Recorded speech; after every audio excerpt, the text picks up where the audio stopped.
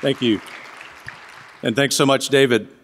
And thank you very much, Yoram. It's an honor to be here. Another round of applause for him, please.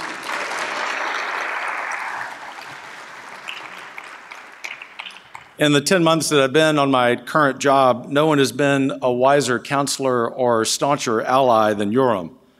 Very few political movements are blessed with leaders as principled, clear-eyed, and public-spirited. And thank you to one of my other new friends, one of my first visitors at Heritage, our mutual friend Chris DeMuth, who was the first to encourage me to give national conservatism a chance. Chris,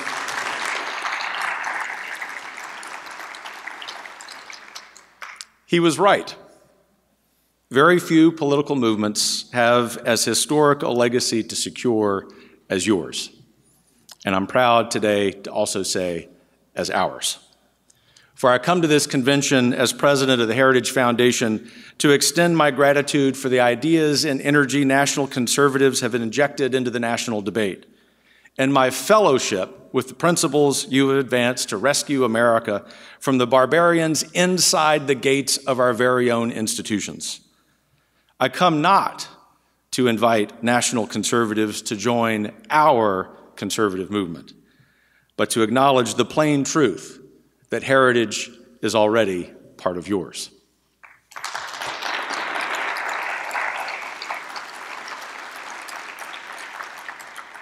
What's that cause? Our recent explication, or one recent explication you might have seen, you might have even signed, called for, quote, restoring to our nation a proper public orientation toward the virtues of patriotism and courage, honor and loyalty, religion and wisdom, congregation and family, man and woman, the Sabbath and the sacred, and reason and justice. A much older rendering commands us to tend and keep the garden from those who would be as gods. Today, our garden, our homes and families, our nation, the West, is besieged by three mortal threats: the Stalinist cult of wokeism, the Chinese Communist Party's genocidal regime in Beijing, and the globalist technocratic elite that profits off both by surveilling, deplatforming, and dehumanizing anyone who resists their Pharisaic tyranny. Perhaps the only thing more alarming than the strength these three storms have gathered in recent years has been the weakness of our civilizational bulwarks arrayed athwart them. Political, cultural, and economic institutions built up over centuries have fallen one by one like dry leaves from dying branches. Then again, that's what happens when roots are severed.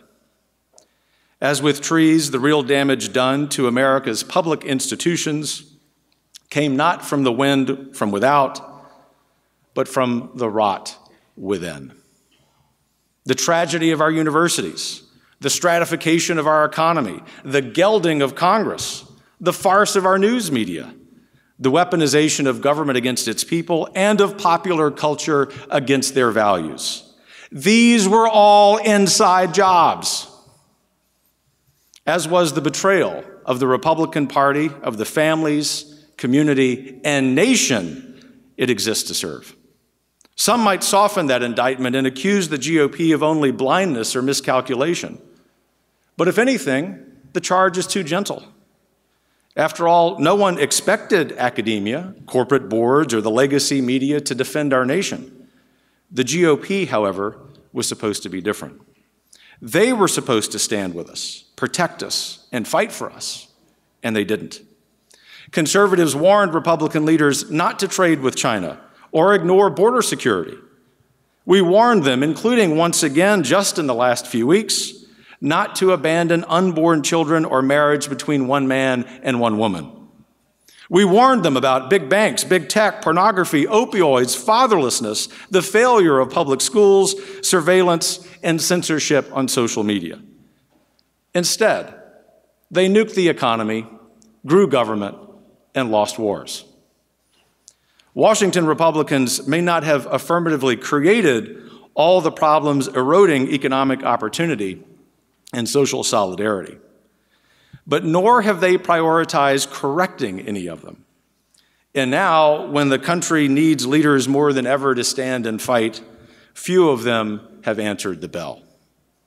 So now, national conservatives, that is to say, we, must. So doing requires us to appreciate our own history, especially our nation's founding. The American Revolution was that rare thing in history, something new under the sun. A people with a distinctive identity, philosophy, and genius charted a new path together. It's that last word, together, that does so much of the work explaining the American experiment.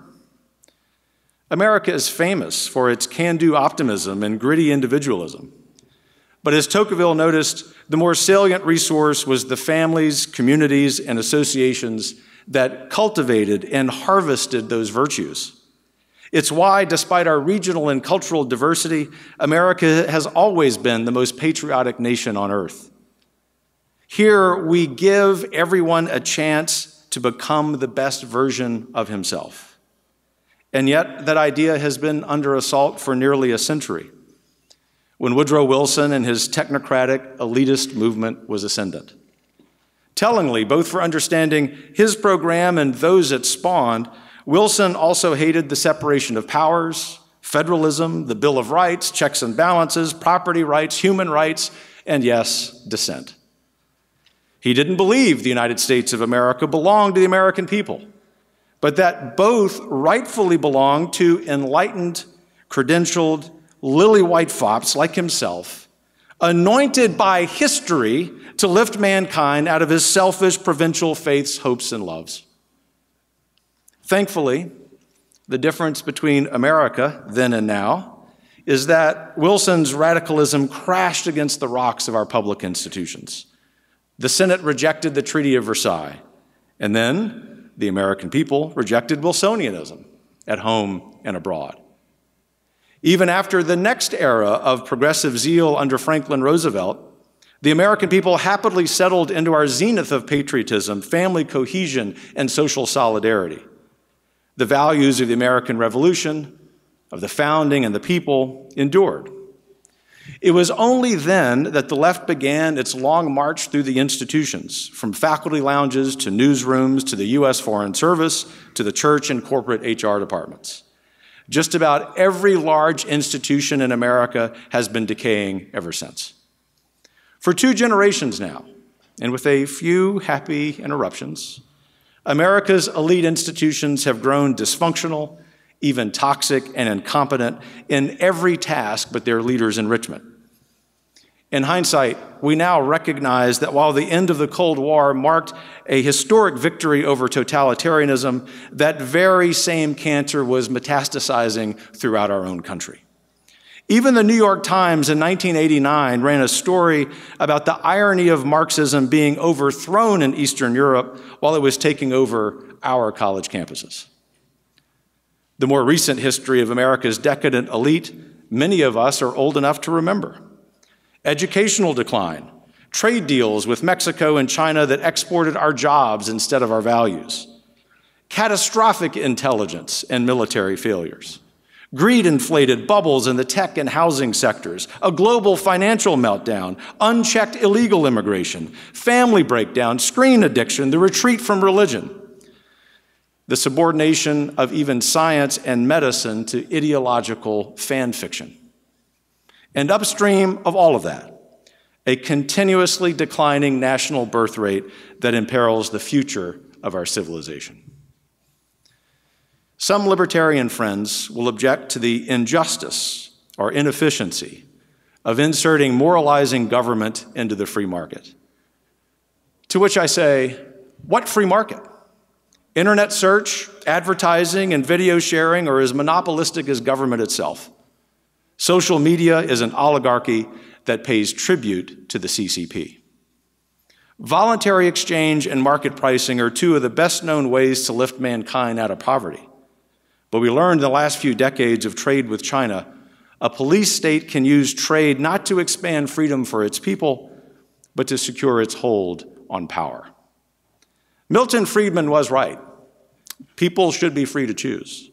But truly free people put their culture their families, and their national survival ahead of the GDP.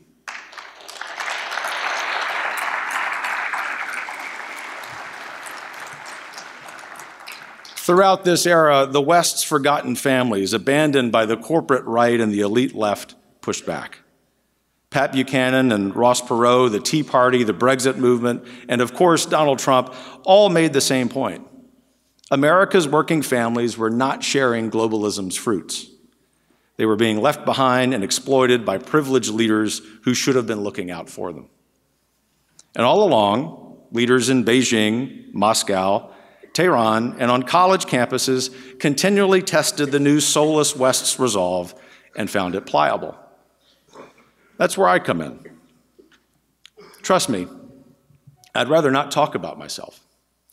But many of you over the last several months have persistently asked what kind of conservative I am and what motivates me. You've told me that you see in the new heritage a shift, one in the direction of national conservatism, but that you don't yet know me.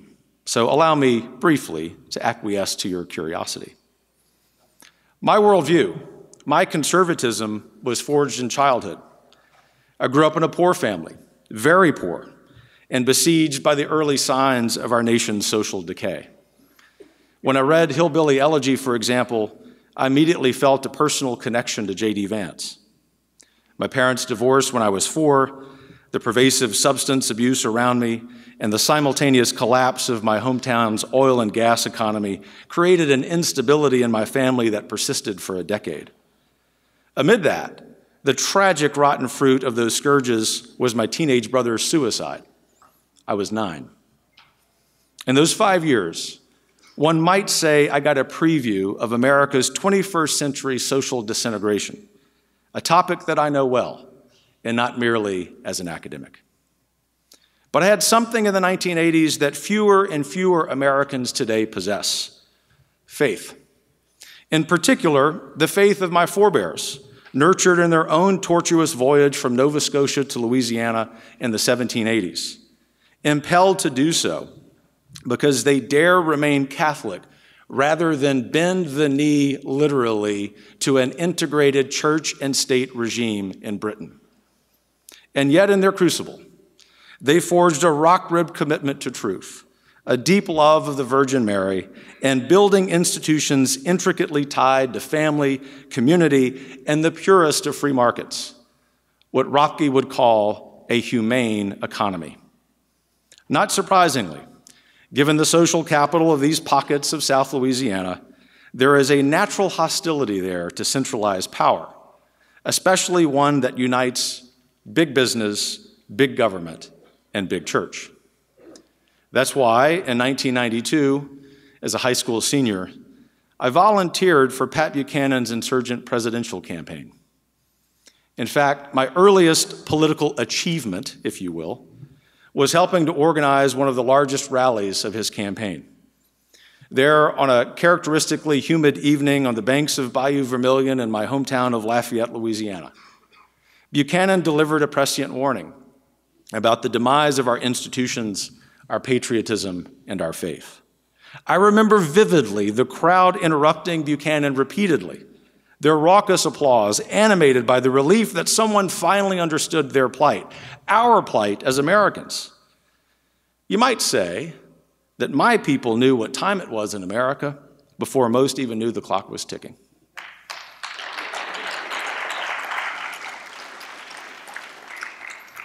My own career reflects the same urgency of leaning into and even starting institutions that fight Leviathan.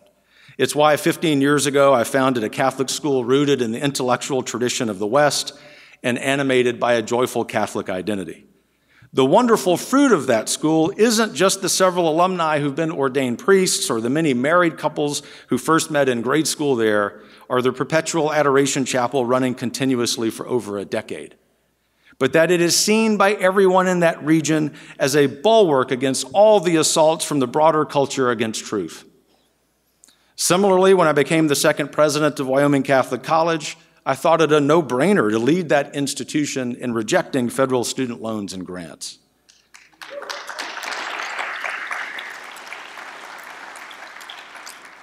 denigrated by the New York Times as a cowboy Catholic, a charge I will forever sport with pride. This decision was rooted in my understanding a decade ago that transgender ideology would eventually corrode any institution foolish enough to be tied to the central government. I am sorry to have been correct. Nevertheless, that stance for our cash-strapped upstart college meant working that much harder to raise funds, a reality that Tucker Carlson, then a Fox News weekend anchor interviewing me early on a Saturday morning, explained as, quote, the price of principle. Consequently, I see my role at the Heritage Foundation as a continuation of its and my own work. To be sure, my upbringing in a culture that values passion and populism causes me occasionally to overstate my disdain for centralized power. Sometimes I even do that on Twitter. What can I say? Original sin is a powerful thing. But it's not because I'm a knee-jerk free marketeer, as you now understand.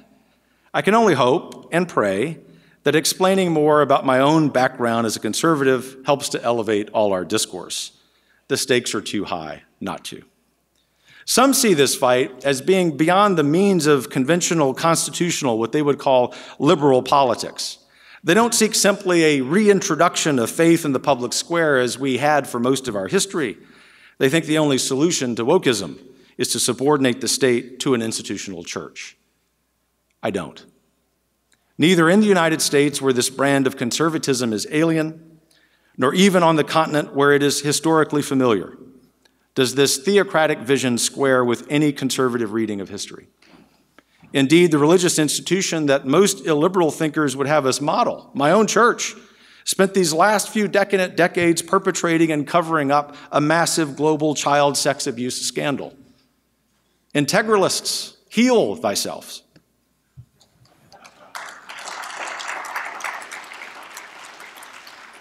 As a devout, patriotic Catholic, and all the more patriotic about this Protestant country for my Catholicism, I know for a fact that America and the Roman Catholic Church would both be strategically weakened, politically discredited, and morally corrupted by a fusion of church and state.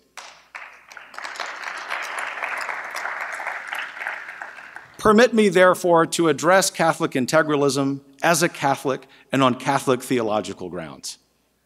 Though I share much of the same frustrations with American society and politics as the leading figures of that movement, and I certainly rejoice in their religious conversion, I'm afraid their zeal for fixing those massive problems has led them into error. Given the religious diversity of our audience this morning, I'll be brief here. The crux of the problem with Catholic integralism is that it crowds out, if not completely undermines, the most essential part of a Catholic's path to eternal salvation: free will. Yes, for our non-Catholic friends, this is as important as the Virgin Mary, the communion of saints, and even the real presence, in the sense that in exercising our free will prudently, we do the hard work, excruciatingly hard, of building the city of man in the image of God. John Paul II explained this well. He wrote, "The exercise of dominion over the world represents a great and responsible task for man, one which involves his freedom and obedience to the Creator's command, fill the earth and subdue it. In view of this, a rightful autonomy," he continued, "is due to every man as well as to the human community." John Paul's statement, so consistently echoed throughout church teaching and evidenced by the church's own sordid history with integrating church and state, reveals the error. But what I plead for is not gratuitous rhetoric on Twitter, but a real conversation. A conversation as friends, a conversation as family members, a conversation in the same room. The stakes are too high not to.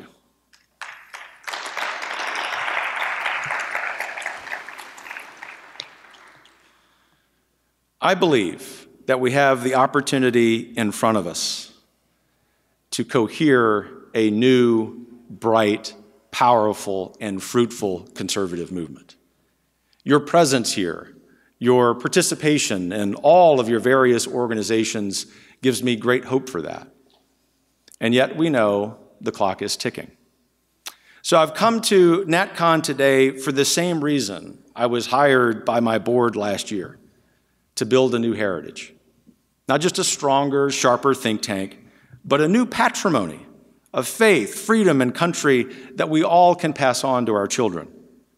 What our nation needs now, from national conservatives and every conservative, is nothing less than a second American Revolution. A reaffirmation of the values and the people that made America in the first place. That effort needs to be in every arena of the public square, in every state and town, and in every institution. The needs are great enough, and this movement is broad enough for all of us to work together in spite of whatever differences and priorities we have. The key to that is, as our friend Yoram reminds us, to rediscover conservatism. And rediscover we must, for the next war is already on our shores, in our schools, on our screens, in our government, and at our throats. Our job is to rebuild our shining city on a hill by building dozens, hundreds, and eventually thousands of little cities on every hill. The platoons and institutions that, just like their upending in 1776, can today revitalize this great land. So I close with a question. What time is it in America? It's time to work together. And it's sure as hell time to fight, just like it's always been. I look forward to charging hills with you shoulder to shoulder for many years to come. God bless you.